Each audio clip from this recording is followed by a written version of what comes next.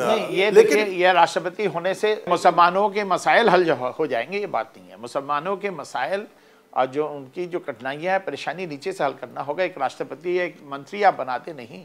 मुसलमानों की नियोग अगर पियोन चपरासी ऑफिसर में होता है सैकड़ों की तादाद में, इससे हम देखेंगे कि मुसलमानों का उत्थान हो रहा है। मुसलमानों को सरकारी जो मिलनी चाहिए रियायतें वो मिल रही हैं। मुसलमान बच्चे इंजीनियर डॉक्टर बने, सरकार उन्हें सपोर्ट दे।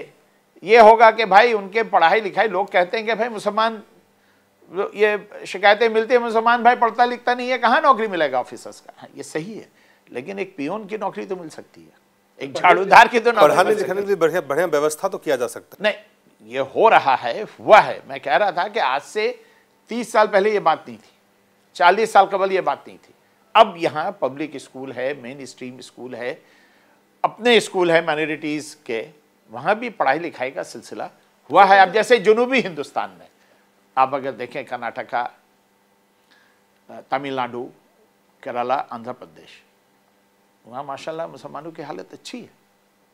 वहाँ के राज्य सरकार ने रिजर्वेशन दिया, आरक्षण दिया मुसलमानों को। आपने ये भी बात कहा कि मुसलमानों को डायरेक्ट आरक्षण मिलना चाहिए कर्नाटक और केरला के तर्ज पे। मैं आज भी कह रहा हूँ, मैं अपनी सरकार जो है बंगाल में ममता बनर्जी के क़यादत में, उनसे भी कहा हूँ कि आप बैकवर्ड क्लास डिक्लेयर करके मुसलमानों को आरक्षण दे सकते हैं, जिस तरह कर्नाटका ने किया, आंध्रा ने किया है, केरल में चल रहा है 1954-55 से। आपको लगता है कि ये जल्दी हासिल होने वाला है? बोला गया सर्वे, उन्होंने कहा है कि हमने सर्वे शुरू कराया, सर्वे हो रहा है, डिक्लेयर करके आप कर सकते हैं। केंद्र सरकार भी कर सकती थी, केंद्र सरकार भी कर सकती थी, लेकिन शॉर्ट टर्म के लिए उत्तर प्रदेश का इलेक्शन है, उसको सामने रखते हुए सलमान खुर्शीद ने ये एक जल्दबाजी में किया है। लेकिन केंद्र सरकार भी कर सकती थी। सुप्रीम कोर्ट ने आंध्रा सरकार के आरक्षण को अपहेल्ड किया जजमेंट करके। कर्नाटका में वही ओबीसी मुसलमानों को बैकवर्ड डिक्लेयर करके आप आरक्षण दे सकते हैं, उसमें आप 10-20 सबका छोटे कास्ट को ले लिए। भाजपा का डर दिखा करके कि भाजपा कम्युनल पार्टी है, कम्युनल पार्टी है, कम्युनल पार्टी है, मुसलमानों के वोट पे कई राजनीतिक दलों ने अपनी राजनीतिक रोटियां सेकी। भाजपा से मुसलमान कोई नहीं डरता, भाजपा से ज़्यादा डर हमारी नेशनल पार्टियों को है, लेकिन डर ज़्यादा है हमारे लोगों को, वो ढाल बनाना चाहते, इस्तेमाल करना चाहते। भाजपा से मुसलमान क्यों डरेगा भाई? ये तो political fight between national party, secular party and communalism. मुसलमान उसमें साथी बन जाता है। मुसलमानों की तो अपनी कोई पार्टी है नहीं देश में, मुसलमानों का अपना कोई कम्युनल छाप करके कोई लीडर तो नहीं आता भाई मुसलमानों को इसको वोट देना है। आपने देखा होगा पिछले दिनों में हमारे बड़े बड़े इमामों ने फतवा दिया, इसको वोट दो, इसको, जिसको बोलते हैं वोट देने के लिए मुसलमान दूसरी तरफ वोट देता है। ये हमने देखा, तारीख गवाह इसकी। तो इसका मतलब यह है कि मुसलमान हमारे देश में सेकुलरिज्म, आज जो डेमोक्रेटिक ढांचा है उसके साथ चलना चाहता है, उसको लेकर के चलना चाहता है। लेकिन राजनीतिक दल उसमें जहां दूसरों की तरक्की देखता है और अपने साथ नाइंसाफी देखता है तो उसे अफसोस होता है कि ये मेरे साथ हो रहा है। लेकिन मुसलमानों के साथ जिस तरह की नाइंसाफी देश में हुई है, खास करके सच्चर कमेटी का जो रिपोर्ट कहता है, रंगनाथ सच्चर जो रिपोर्ट कहता है, उससे लगता है कि न्याय नहीं मिला है, इंसाफ नहीं मिला है, इस्तेमाल हुआ है, वोट बैंक की तरह इस्तेमाल हुआ है। हमारे देश में किसी ज़माने में मौलाना अबुल कलाम आज़ाद, पंडित जवाहरलाल नेहरू, महात्मा गांधी, आज़ादी से कबल तो गोविंद बल्लभ पंत हों या दूसरे लीडर हों, ये लोग समझते थे मुसलमान मेरे साथी हैं, शेयर होल्डर हैं, हमें लेकर के चलना है। लेकिन आज की पॉलिटिकल जो नेशनल पार्टियां हैं उनके दिमाग में मुसलमानों को साथ ले लो, साथ रखो, तो ये फर्क होगा। पार्टिसिपेशन नहीं होना चाहिए उनका, साथ रखो, फेस दिखाओ, साथ रखो। हाँ वही कि साथ रखो, दिखावे के लिए जिसको वही है, ये एक जर्नल हो गया है। तो ये लोग तमाम पार्टी मुस्लिम फेस की तलाश में रहते, लेकिन मुस्लिम लीडर की तलाश में नहीं रहते, फेस चाहिए।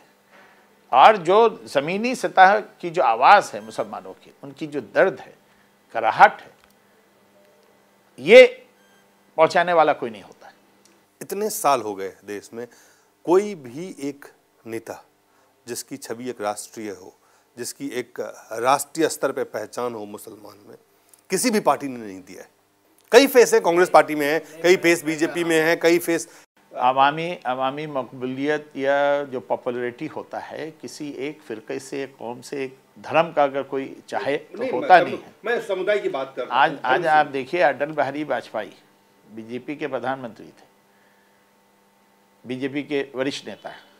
मुसलमान भी एक हद तक लोग समझते थे कि भाई वाजपेयी जी शरीफ हैं, उनसे उम्मीद रखते थे। बिल्कुल। लेकिन वही बीजेपी के दूसरे लीडर हैं, मुसलमान कोई घास लगाना नहीं चाहता है, पसंद ही नहीं करता है, नफरत करता है। देश में जो मुस्लिम लीडरशिप, जो इस्टेब्लिश लीडरशिप बनाने की जिम्मेदारी हमारी पॉलिटिकल पार्टियों की होनी चाहिए। सिर्फ फेस ना रख करके उन्हें इख्तियार दे, उनकी बात सुने, उनसे जो मुसलमानों की असल जो हकीकत है वो सामने लाए। ये तो जो हमारी पार्टियां हैं, नेशनल पार्टीज़ हैं, रीजनल पार्टीज़ हैं, ये उन्हें करना पड़ेगा। कई लोग, मुलायम सिंह यादव, लालू प्रसाद यादव, ममता बनर्जी, नीतीश कुमार से लेके करुणानिधि से लेके तमाम क्षेत्रीय और राजनीतिक पार्टियों में अगर आप देखेंगे मुस्लिम लीडर हैं, लेकिन मुस्लिम लीडर को आप किस तरह इस्तेमाल करते हैं मुसलमानों के हक में, मुस्लिम लीडर को मुसलमानों के हित में हम आपके पार्टी के मुस्लिम लीडर कितना इस्तेमाल होता है, ये भी तो आपको देखना है। ये हमारी पार्टियां नहीं करती। ये पार्टियां नहीं करती तो फिर वो दर्द जो है, जो मर्म है जिसकी बात आप कर रहे हैं, इसलिए ये हाल है।